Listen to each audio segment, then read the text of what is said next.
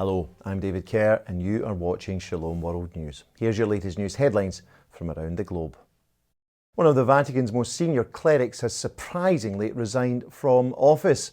On Thursday, the Holy See Press Office announced that Archbishop Angelo Becciu was stepping down as the Prefect of the Congregation for the Causes of Saints and was also resigning his rights as a member of the College of Cardinals. No explanation was given, though, as to why the 72-year-old Italian cleric was quitting both roles. Cardinal Becciu had been linked with a series of financial scandals during his time as second in command at the Vatican's Secretariat of State, a post he held from 2011 to 2018, although he had always denied any wrongdoing. Archbishop Angelo Becciu was elevated to the Sacred College of Cardinals by Pope Francis in 2018.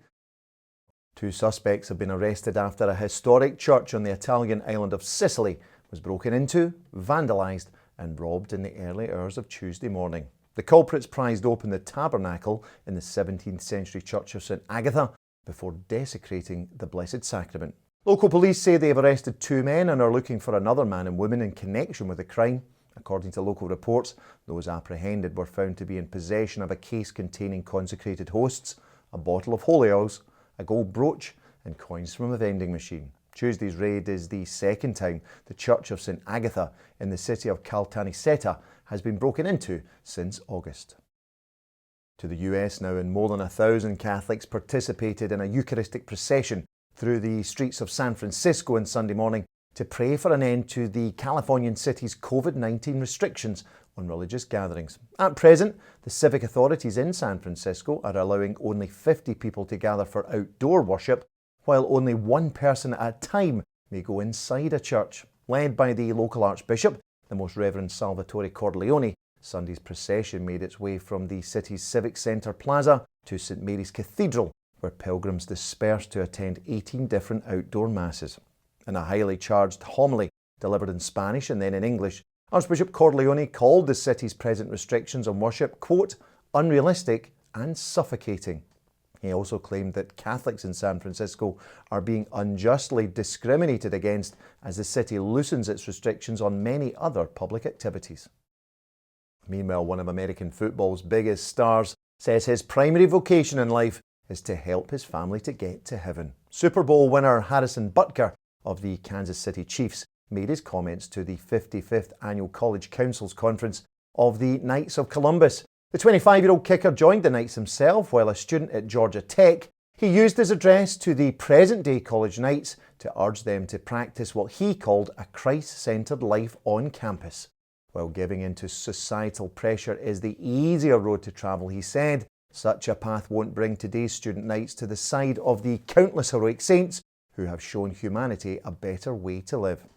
Instead, said Mr. Butker, it's only by surrendering completely to God's love that we can be successful in our own battle on this earth and can, quote, be the light in the ever-darkening world.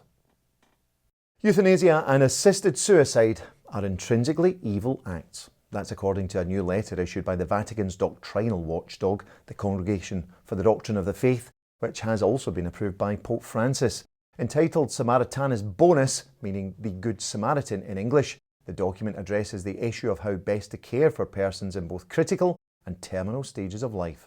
It explains the importance of honouring life at every stage and offers concrete ways to practice the teachings of the Church.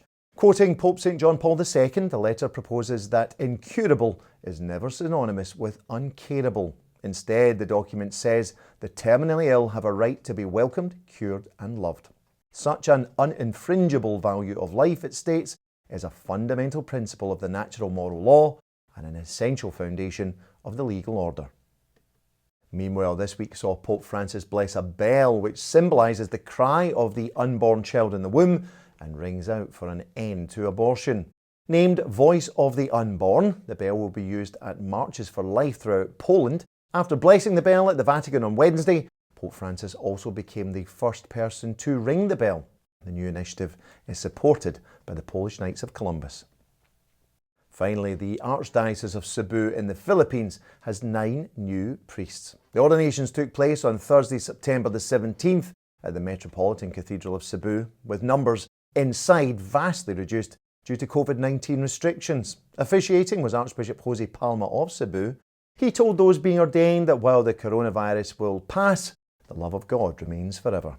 He urged his new priests to view their calling as a mission and to engage the world with the gospel message of Jesus Christ. And for the record, the newly ordained priests are Father Leo Louis Arca, Father Res Kenneth Arong, Father Julie Camay, Father Christian Jamie Mayol, Father Rodgel Murillo, Father Christopher Carl Ompad, Father Jonas Yap, Father Gilbert Yang, and Father Rommel Ray Rosel. Congratulations, Reverend Fathers, ad multos annos. Well, that's all for now. Do join me next time for some more news headlines from around the globe. Until then, may God bless you. Shalom.